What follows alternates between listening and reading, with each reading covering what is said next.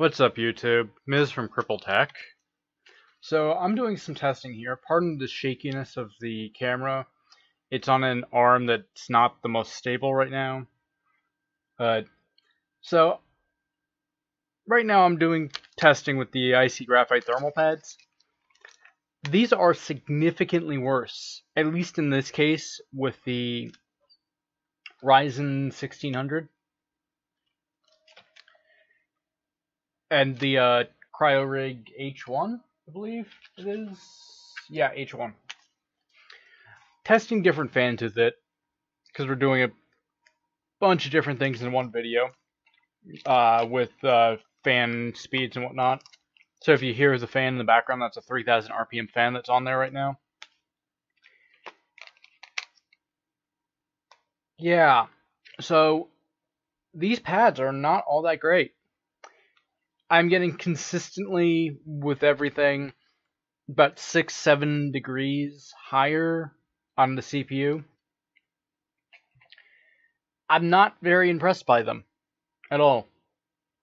I've seen people saying that, oh, they've gotten 1 and 2 degrees higher.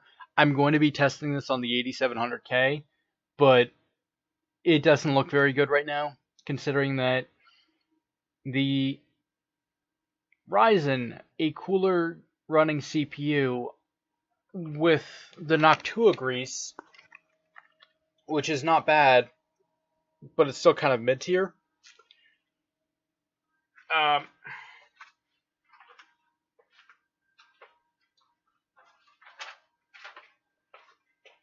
I get idle temps of 27 degrees to 37 degrees. Brett's computer is weird. With the 1600 watt one, I think we averaged it at around 30 idle. And then the 3000 RPM was 29.25 on the average.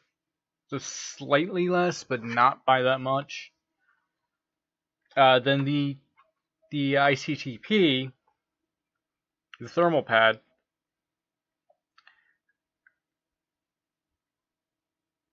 -33 idle on average, and 61 degrees with the 1600 watt fan. This one, the 3000 RPM, we're getting roughly around the same, maybe a couple points less. Like, I mean, 0.13 degrees Kelvin less. Celsius? Kelvin? Whatever. I don't know metric. I'm American.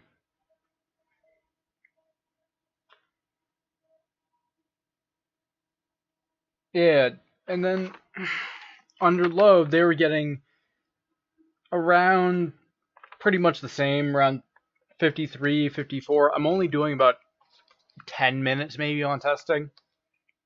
I'm not doing a full hour. That might be part of the issue, is that I can't see the huge increase after an hour. But, like, that's the thing. Why should I have to be doing an hour on testing when I could just watch the Ryzen Master and see the gradual gains? And, you know, that's just kind of the thing. I'm doing light testing, not super heavy, just basically average user base. Then I'm going to average it out based on how the incremental growth is. See, this one, I'm looking at the Ryzen Master right now. Let's move the camera for that.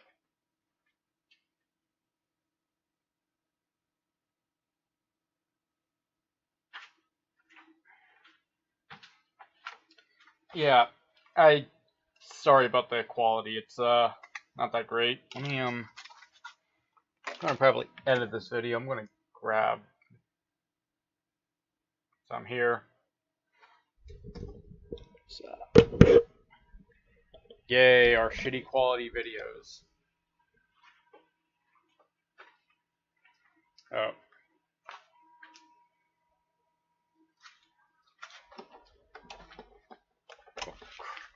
Jeez.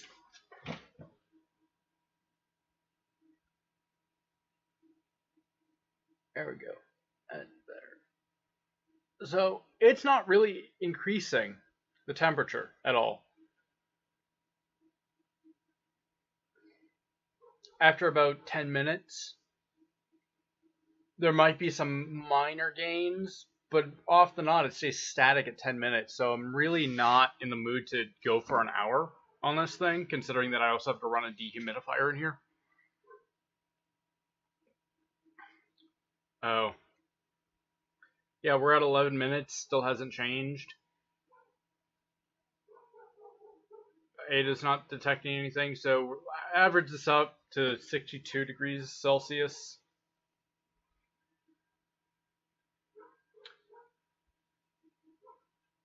Really not that impressed, considering that this is 7 degrees higher than thermal paste. And that the Noctua thermal paste. I haven't tested all the other ones yet. This is just kind of a preliminary testing video. Oh, it finally went up. Took, what, 2 minutes? Oh, and it went back down. So now it's just jumping back and forth. Either way,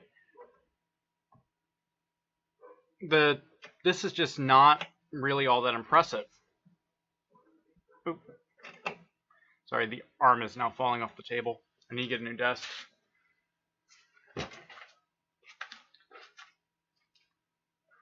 So, yeah, there's no point to probably getting one of these so far off this testing. So I think Steve Burke might be correct on this. Well, he does a lot of really good thermal testing. Give him that. I don't take everything he says perfectly because he uses different conditions than what an average person would use. I'm going in here without air conditioning, out anything running, to give a much hotter room. Because guess what? A lot of people tend to live in hotter climates. They'll have air conditioning, of course, but I can't run air conditioning in 2 computers at once.